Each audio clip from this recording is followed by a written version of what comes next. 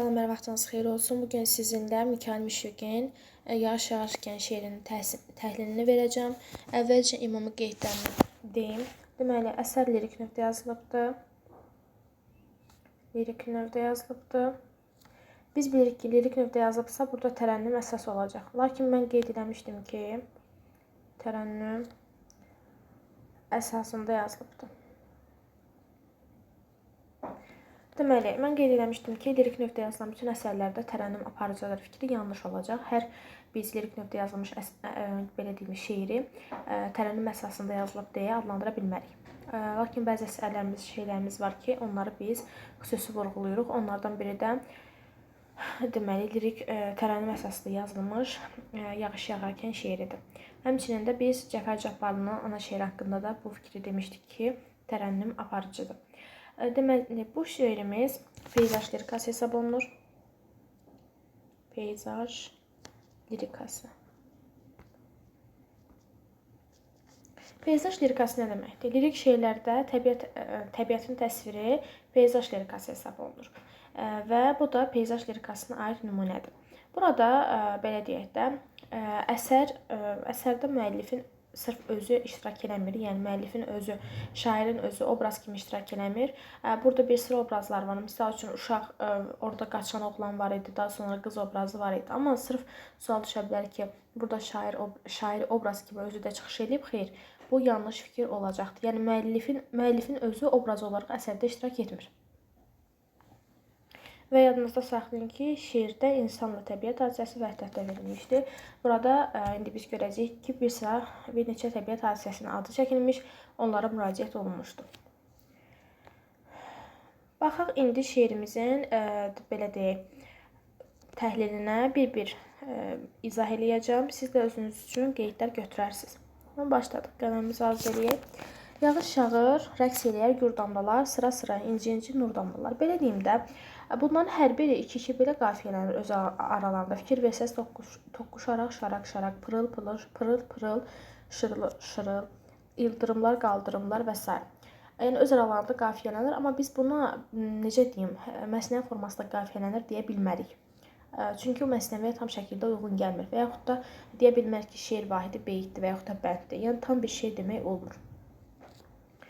Demək, deyir ki, yağış yağır və damlalar başlayır rəqs etməyə, sıra-sıra inci-inci nur damlalar. Deyir, yağış yağır və sıra-sıra inci-inci damlalar başlayır rəqs etməyə.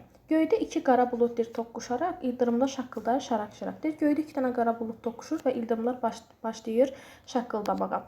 Quşlar uçur yuvasına pırıl-pırıl, şırıldayır navalçalar şırıl-şırıl.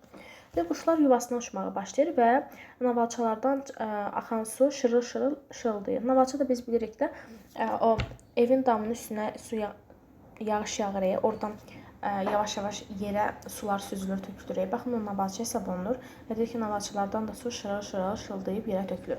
Çaxnaşmada göy üzündə ildırımlar bir-birinə dəydi, baxın, qaldırımlar. Yəni, ildırımlardan bəhs edir, deyir, göy üzündə bir-birinə toqquşur, dəyir, başlayır çaxnaşmağa. Dönmələrdə durana bax, qaçana bax, qaldırımda o balaca oğlana bax. Deməli, bu yağış yağan zaman qaçanlar da olur yağışın altında.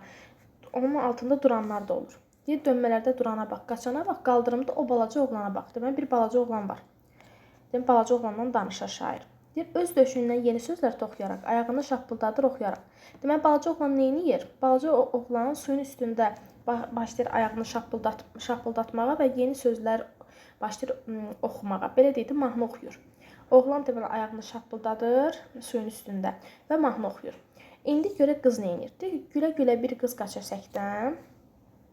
Demək, gülə-gülə bir qız qaçır. Oğlan nə etdi dedik? Ayağını şappıldadır, mahnı oxuyur. Qız isə səkidə başlayır qaçmağa, gülə-gülə. İndi keçək o bir hissəyə. Və ürəkçi Xalidi səksəkdən. İndi deyir, yağ, yağışım. Burada yağışa müraciət var. Yağ, yağışım, yağ, sel ol, yağ. Sırma-sırma, tel-tel ol, yağ. Yağ, yağışım, sellənərək, sırmalanıb tellənərək. Zümzümənlə şirin-şirin dillən, yağış. Küçələrdə uşaq kimi vellən, yağış. Bunlar keçər, çarpsın səma köksüm kimi. Ey yıldırım, səs ver mənə səsim kimi. Deməli, burada uşaqlar yağışa müraciət olundu və ildırıma müraciət olunur. Ey ildırım, səs ver mənə səsim kimi, yağ ey yağış, fikrim kimi, hissim kimi. Uzaq yaxın çöllərə yağ, ölkələrə, illərə yağ. Deməli, burada təbiət hadisələrinə müraciət var. Təbiət hadisələrində hansıların adı çəkilir? Deməli, ildırımın, yağışın adı çəkilir. Deməli, bir ildırımın adı çəkilir, bir də yağışın adı çəkilir və onlara müraciət var. Ey ildırım, səs ver mənə səsim kimi, yağ ey yağış, fikrim kimi, hissim kimi. Yağış yağır, rəqs eləyər gur damlalar, sıra-sıra inci-inci nur damlalar. Deməli, şeirimizin birinci hissəsi ilə, belə deyək, başlanğıcı ilə sonuncu hissəsi eyni demək olar ki, bitir. Yağış yağır, rəqs eləyir gur damlalar, sıra-sıra inci-inci nur damlalar.